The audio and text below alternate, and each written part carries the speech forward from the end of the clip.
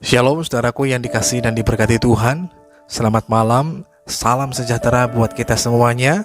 Apa kabar saudara malam hari ini? Doa kami tentunya saudara selalu dalam keadaan yang luar biasa baik, tetap dalam penyertaan dan pemeliharaan Tuhan yang hidup.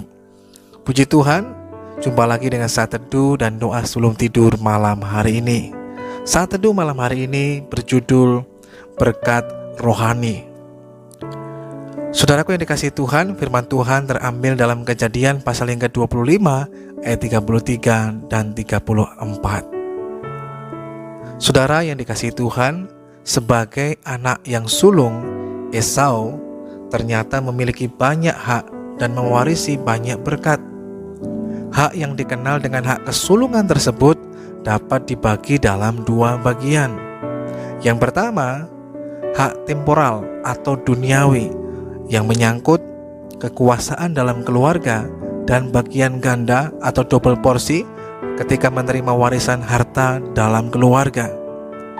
Yang kedua, ada hak spiritual atau rohani yang menyangkut hak untuk memegang kepemimpinan di dalam ibadah atau menjadi imam di dalam keluarga, serta hak untuk menerima berkat-berkat khusus dari ayahnya, seperti yang sudah dijanjikan Tuhan kepada Abraham. Begitu berartinya hak kesulungan tersebut. Namun sayangnya Esau memandang rendah semua itu, dan dengan mudahnya ia menukarnya hanya dengan sepiring bubur kacang merah. Untuk menunjukkan tindakan bodoh Esau ini, penulis kitab Ibrani menyebutnya sebagai seorang yang mempunyai nafsu yang rendah. Dalam Ibrani pasal 12 ayat yang ke-16. Hanya untuk sepiring bubur kacang merah yang memberikan kepuasan hanya sesaat saja, Esau rela menyerahkan hak yang paling berharga dalam hidupnya.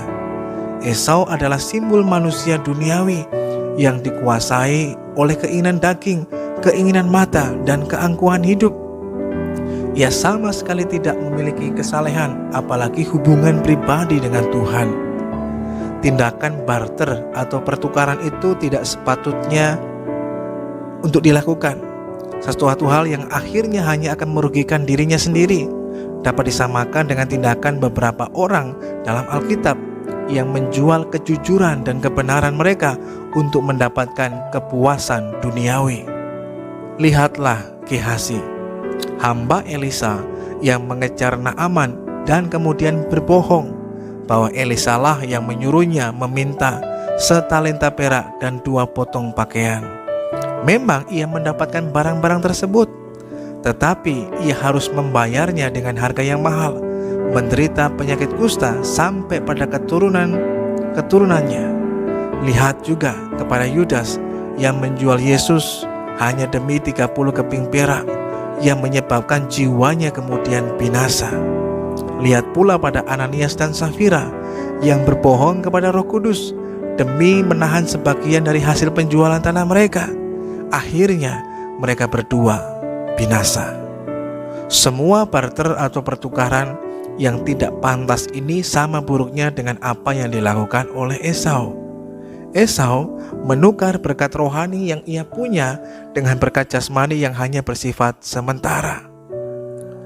Saudaraku yang dikasihi dan diberkati Tuhan, perbuatan Esau ini telah mengajarkan kita untuk tidak meremehkan yang namanya berkat rohani, dan kemudian menukarnya hanya dengan sesuatu yang duniawi, kesenangan yang sifatnya sementara.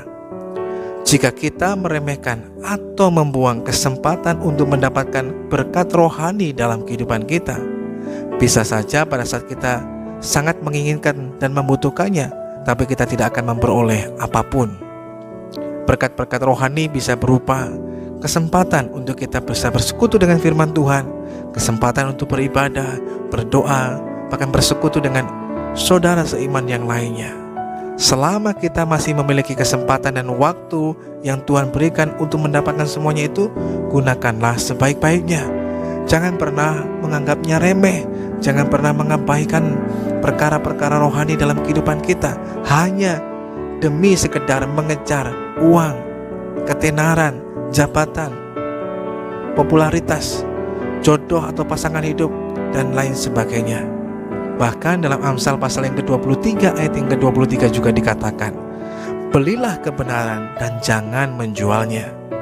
Jangan kita pernah menukarkan harta berharga dalam hidup kita, yaitu berkat rohani daripada Tuhan, dan kita kemudian menukarnya dengan kesenangan duniawi yang sementara, yang hanya akan menghasilkan penyesalan untuk selama-lamanya. Saudara yang dikasihi Tuhan, malam hari ini mari belajarlah menjadi orang yang bijak. Berkat rohani yang Tuhan berikan dalam kehidupan kita itu adalah berkat yang luar biasa, yang akan menguatkan kita, meneguhkan kita, dan menghantarkan kita pada jalan yang menuju pada kemuliaan di dalam Tuhan. Mari kita berdoa. Tuhan, kami mengucap syukur lagi kepada-Mu malam hari ini buat kasih dan anugerah-Mu dalam kehidupan kami. Kami bersyukur buat penyertaan-Mu di sepanjang hari ini. Betapa luar biasanya kasih karunia daripada Tuhan atas kehidupan kami.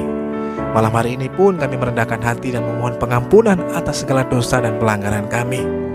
Dan kami mau terus belajar untuk senantiasa memandang perkara-perkara rohani dalam kehidupan kami sebagai perkara yang jauh lebih penting, lebih bernilai, lebih mulia daripada semua perkara-perkara yang ada di dunia ini. Sehingga pandangan kami arahkan pada berkat rohani di dalam Tuhan, yang itu membawa pada kehidupan yang kekal di dalam Tuhan dan bukan penyesalan. Malam hari ini pun kami terus menyerahkan lagi kehidupan kami dalam tangan Tuhan. Tuhan kiranya menyatakan penyertaan, pemeliharaan, bahkan perlindungan-Mu atas kami, sehingga kami dapat beristirahat dan tidur dalam pertolongan daripada Tuhan. Terima kasih Tuhan yang baik. Di dalam nama Tuhan Yesus Kristus kami berdoa dan menaikkan syukur kami lagi kepada Tuhan. Haleluya. Amin. Berkat rohani yang Tuhan berikan dalam kehidupan kita tidak dapat dibandingkan dengan berkat jasmani apapun yang ada di dunia ini. Oleh karena itu, bersyukurlah kepadanya dan bersukacitalah di dalam Tuhan.